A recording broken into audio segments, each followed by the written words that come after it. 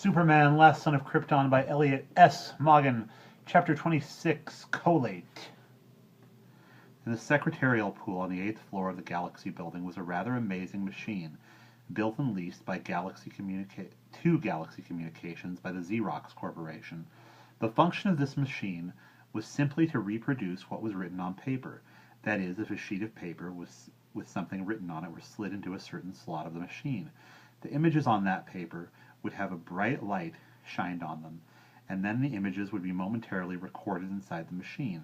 The machine would then grab the top sheet of blank paper from a pile of its own supply, print the information in total from the first sheet on this second sheet of paper, belch the new copy out into a neat little pile of such copies, and immediately forget the information it had just recorded, ready to copy a fresh sheetful. To the machine, of course, this information it recorded and copied was not writing, or drawing, or anything meaningful at all. It was gibberish. Lines, points, curves, and such had no significance to the machine. The machine did nothing to the information. It simply recorded this for the benefit of the machine's operator, exactly as it appeared on the original copy. Xerox Corporation did not sell these machines or any of the many similar models which they manufactured. This equipment was only leased, and the corporation kept scrupulous track of their products. Occasionally, certain illegal and morally questionable things were done with these remarkable machines. For example, Earth people would use a Xerox copier to reproduce several copies, in effect to publish written material legally protected from such free publication by unenforceable copyright laws. Another problem with Xerox copiers was that they disappeared with alarming frequency. They mysteriously vanished from time to time, from the offices of companies which had leased them, from shipping trucks, and from the factories in which they were manufactured. Xerox Corporation hired scores of private detectives over the years to track down this phenomenon of vanishing Xerox machines with no significant results. What the officials of the Xerox Corporation did not realize was that if they stopped merely leasing machines and started selling them outright, this problem would be largely solved. It seemed that nowhere else in the immediate galaxy were their machines constructed which were capable of doing what Xerox machines did as effortlessly as they did it. Hence, any wealthy individual with any interplanetary connections at all, and who had some use for the Xerox Corporation's products, did business with a group of pirate Xerox exporters based in the Alpha Centauri star system. These pirates also legally bought and sold huge quantities of Earth photographic recording and amplification devices, which were also without peer in the immediate galaxy.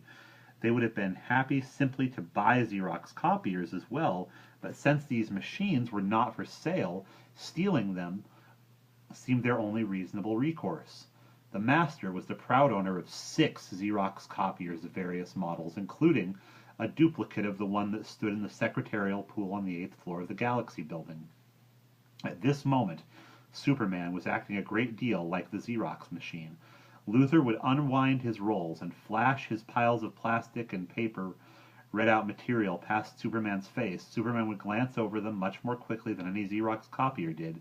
A major difference between Superman's behavior and that of a Xerox copier was that once Superman imprinted all of what was apparently nonsense on his mind, he would not immediately forget it. "Can you make any sense out of it?" "Shh." Superman sat on the bed, with 2 fingers pinching the bridge of his nose. It was the first time he had felt safe in Luthor's presence with his eyes closed since they were teenagers. "I think everything's there, right? All the stuff I said, was I right about it?" "I'm trying to figure out the mathematical code. I think I've got it." "Are you familiar with the 26 brands of Moroccan coffee?" The Kryptonian didn't question the crack, probably didn't hear it. He talked again after a few moments. "I think I know where the Time Snatcher is." "Where?" "In a tight orbit around Vega, maybe 40 or 42 million kilometers from the star." "Do you know exactly where it is now? Can we get there?" "It's small enough and close enough to the star so that it can't be seen from any observatory in the star system, and it's camouflaged by the overpowering light of Vega. I can't find it." "Want to sabotage it? Do you know how it works?" "You can figure it out when we get there. It's got a control cab that reproduces the atmosphere of Auric." "I can stand a little more ammonia for a while." If you found out all the Master's secrets, can't he ask the computer banks what information you asked for and figure out what we're up to? I told you, as an intelligence gatherer, he's strictly Bush. You feed this gibberish code into a computer terminal, and it automatically forgets the last command it carried out. You just say, scramble pattern pipeline yellow, and nobody knows you've been snooping unless he was monitoring you at the time. You're a good man, Lex Luthor.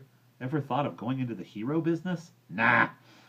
You never get a chance to sleep late. Listen, Soup. I can get out of here early. But have you given any thought to smuggling yourself to the nearest exit? I've got an idea. This data gives me a pretty good picture of the layout of this pyramid. We're on the first level below the ground, right? I think so. Is there anyone guarding this room? Someone about my size? One guy almost as big as you, but he's got 3 legs. Here's where I show you some super speed tailoring. Can you mug him and bring me his clothes? Piece of cake! He doesn't look like he's ever worked on a rock pile. And that's the end of chapter 26.